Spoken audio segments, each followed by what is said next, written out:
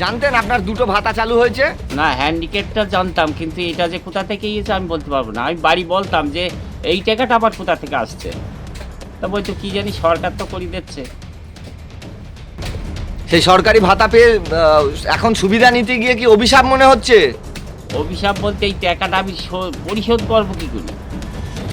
বর্তমানে রাজ্য সরকারের বিভিন্ন আর্থিক ভাতার সুবিধা নিতে গিয়ে সমস্যায় পড়তে হচ্ছে রাজ্যের হতদরিদ্র পরিবারগুলোকে।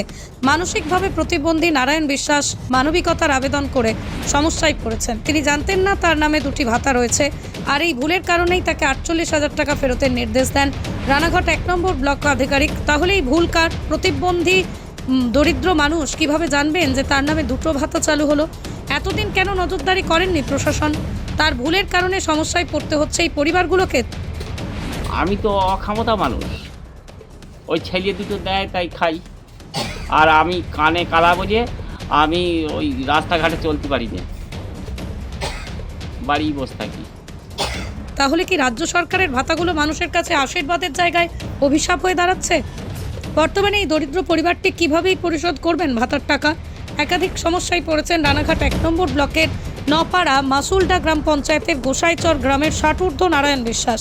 যদিও এই বিষয়ে রানাঘাট 1 নম্বর ব্লকের সমস্ত উন্নয়ন আধিকারিক সঙ্গে যোগাযোগ করা হলে তিনি অফিসে না আসার কারণে প্রতিক্রিয়া পাওয়া যায়নি। অপরদিকে তাকে একাধিকবার ফোন করলেও তিনি ফোন রিসিভ করেন না। সুতরাং বলা যেতেই পারে গোটা ঘটনায় এখন মুখর কুলু পেটেছেন ভিডিও। পৃথিবীর 3 ভাগ জল 1 ভাগ স্থল, তাই পানীয় জলের অভাব নেই। কিন্তু বিশুদ্ধ পানীয় জল একটাই, বৃষ্টি অ্যাকোয়া। প্রতি ফোঁটায় আনে তৃপ্তি, মেটায় তেষ্টা। বৃষ্টি অ্যাকোয়া, বিশুদ্ধ পানীয় জল। তাহলে এই যে ভাতা দোষ বলতে যারা করে দিয়েছে তাদের, এখন সেই দোষে আপনাকে সমস্যায় ভুগতে হচ্ছে। সমস্যা বলতে আমার কিছু নেই, আমি একসঙ্গে ওই কত টাকা আমি শোধ করবো কোথা থেকে? আমার তো যেটা গতরে খাটতাম সেই গতরটাও তো চলে গিয়েছে। ব্লকে গেছিলেন, বিডিও অফিসে গেছিলেন? বিডিও অফিসে গিয়ে ওই যাচ্ছি আর ফিরে আসছি, বলছে ওই 48,000 টাকা না দিলি তোমার ওই দেবো না টাকা। বইও বন্ধ করে দিয়েছে? বই বন্ধ করে দিয়েছে 4 মাস। তাহলে কি সমস্যা কতটা? সমস্যা বলতে আমি এখন চলতে পারছি না। এই দুটাটা যা পয়সা দিচ্ছিল ওই তো 30 টাকা 32 টাকা দিন, তা ওতে কি আমার চলে? ওই ছেলেরা যা দেয় তাই খাই। সমস্যায় পড়েছেন তো এখন? সমস্যা বলতে আর কি করে শোধ করবো? ভিডিও বলছে শোধ করে দাও, আমি তোমার বই খুলে দেবো। সেটা উপায় নেই এখন আপনার? কিচ্ছু উপায় নেই আমার। আপনার নাম? খালি ওরা দিল কেন আমার এই 4 বছর দিল কেন? যদি কেড়েই নেবে। আপনার নাম? আপনার নাম? নারায়ণ বিশ্বাস। তিনি মানবিক ভাতা পাচ্ছিলেন, প্রতিবন্ধী মানুষ। সে জায়গায় দাঁড়িয়ে আরও একটি ভাতা তার অ্যাকাউন্টে যোগ হয় এবং তিনিও জানেন না। অর্থাৎ দরিদ্র মানুষ যা টাকা পেয়েছেন তিনি সংসার খরচ করেছেন। এখন এই 48,000 টাকা রিটার্ন দিতে হবে, নচেৎ তাকে ভাতা বন্ধ করে দেওয়া হবে 4 বছরের জন্য। সমস্যায় পড়বেন, কিভাবে তিনি পরিশোধ করবেন সেই চিন্তায়ও তার দিন কাটছে। কি বলবেন, কতটা সহযোগিতা? প্রথম কথা হচ্ছে উনি মানবিক ভাতা পাচ্ছিলেন, কিভাবে বার্ধক্য ভাতা পাচ্ছিলেন, কিভাবে মানবিক ভাতা পাচ্ছেন, এটা একটা ধোঁয়াশার ব্যাপার। কেউ না কেউ আবেদন তো করেছেই, সে যেই করুক না কেন দোষ ওই ব্যক্তিরও থাকতে পারে, আমাদের প্রশাসনে যারা এন্ট্রি করে তাদেরও থাকতে পারে, কারণ থাকবে। কারণ কোনো ব্যক্তি একটা ভাতা যখন পায়, আধার কার্ডের সাথে তার অ্যাকাউন্টের একটা লিঙ্ক থাকে। সেই আধার কার্ডটা এন্ট্রি করতে গেলে কিন্তু আর নেয় না, অন্য ভাতায় যখন কনভার্ট করা হয়।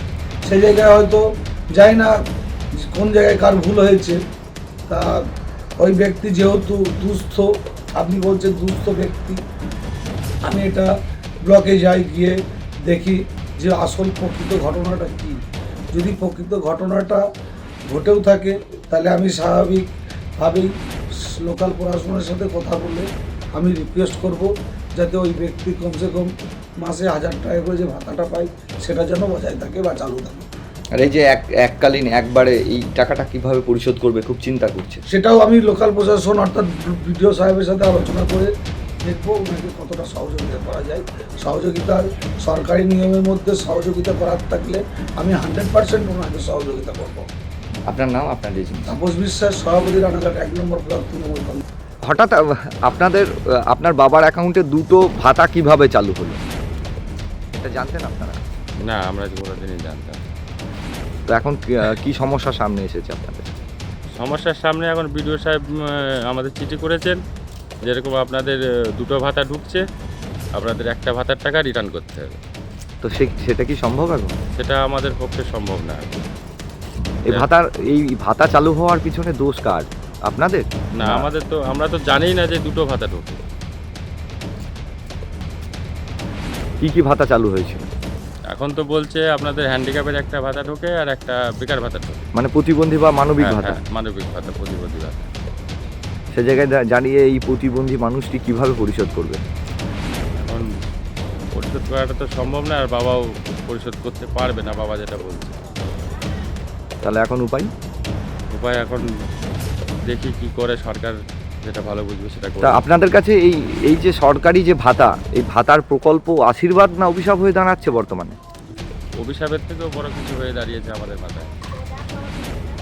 না বাবা জন্মজুরি মানুষ, আমরাও জন খেটে বেড়াই, পরের জমিতে জন খেটে কাজ করে সংসার চালাই। এইভাবে এই পরিস্থিতিতে কিভাবে এতগুলো টাকা শোধ করবো আমরা? এখন কি চাইছেন? এখন চাইছি আমাদের বিরুদ্ধে, আমাদের এই যে টাকাটা এতগুলো একটা বড় অ্যামাউন্ট থেকে কীভাবে কী করা যায়, সেটা সরকার ভুল করেছে, সরকারই বলে দিক যে আমরা কীভাবে কী করতে। আপনার নাম? বলা যাচ্ছে আমাদের রাজ্য সরকারের যে ভাতা অনুদান, সেটা মানুষের কাছে আশীর্বাদও নয়, সেটা অভিশাপ হিসেবে উচিত। আর নপাড়া গ্রাম পঞ্চায়েতের গোসাইচর গ্রামের এক প্রতিবন্ধী সে মানবিক ভাতা আবেদন করেছে। তার মানবিক ভাতা আসার পরও আমার বৃদ্ধ ভাতা এসেছে।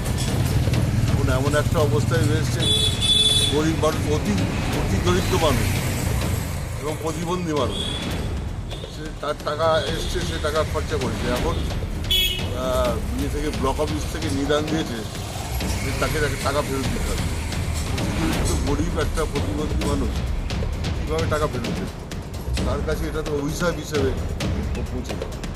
এবং এটা হয়েছে এই কারণে যে মানবিক ভাতা পাওয়ার পর আবার বৃদ্ধ ভাতা দেওয়া মানে হচ্ছে কাটপানি, ওখান থেকে খাওয়া হয়েছে, কাটপানি খেয়ে বৃদ্ধ ভাতা করে। একদিকে তৃণমূল কংগ্রেসের যারা তোলাবাজরা আছে তাদের তোলাবাজিও শিকার হয়েছে, এবং তার পাশাপাশি যে সরকারি যে প্রশাসনের যে ভূমিকা ল্যাস তুলে দেখে না।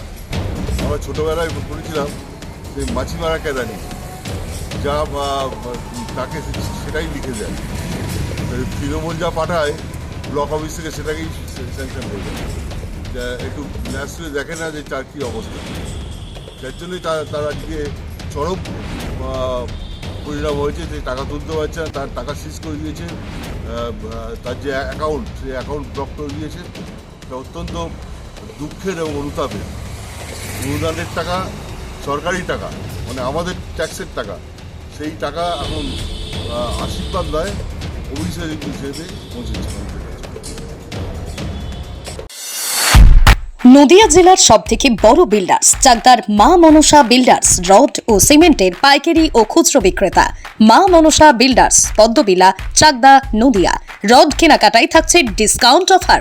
মা মনসা বিল্ডার্স। নদিয়ার সবথেকে বড় English medium school JRS public school, প্রায় 35 বিঘা জমির ওপর গড়ে উঠেছে বিশাল ক্যাম্পাস। নার্সারি থেকে শুরু করে উচ্চ মাধ্যমিক, ITI college, law college, BEd college, ভর্তি চলছে। JRS public. আপনি কোথায় ইনভেস্ট করবেন, কেন করবেন, বুঝতে পারছেন না তো?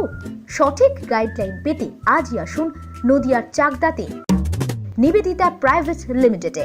Nivedita private limited, marketing and distribution service. Balcony বা সিঁড়ির রেলিং, মডিউলার কিচেন বা ড্রয়িং রুম, এক কথায় আপনার স্বপ্নের বাড়িকে করে তুলুন আরো সুন্দর। Chakdah ply centre, gorgeous look বা কোয়ালিটি সবে 3 number 1 Chakdah ply centre. Chakdah ply centre, KBM, Chakdah, Nadia. হোমওয়ার্কটা করেছো? হ্যাঁ স্যার। এ বাবা, ভুল করেছো কেন? চোখে কেমন ঝাপসা দেখছি, লিখতে আর পড়তে খুব সমস্যা হচ্ছে। চাকদার মডার্ন অপটিক্স থেকে ভালো চোখের ডাক্তার দেখিয়ে নাও। প্রতিদিন প্রকৃত চোখের ডাক্তার ও দৃষ্টি বিশেষজ্ঞ মডার্ন অপটিক্স চাকদহে। চাকদা অ্যালুমিনিয়াম সেন্টার, প্লাই, কাঁচ, laminates, kitchen fittings, door lock, window ও অ্যালুমিনিয়ামের খুচরো ও পাইকারি বিক্রেতা। চাকদা অ্যালুমিনিয়াম সেন্টার, পূর্ব লালপুর 50 নম্বর রেলগেটের পাশে, চাকদা, নদিয়া। ভাবছেন 3 স্টার ক্যাটাগরিতে কাটাবেন? রুম রে মাত্র 1500 টাকা থেকে স্টার, খাওয়া দাওয়া রিজনেবল প্রাইস। নদিয়ার একমাত্র 3 স্টার ক্যাটাগরি হোটেল এনবি সোনার বাংলা হোটেল, কল্যাণী এইমসের ঠিক উল্টো দিকে, কল্যাণী, নদিয়া।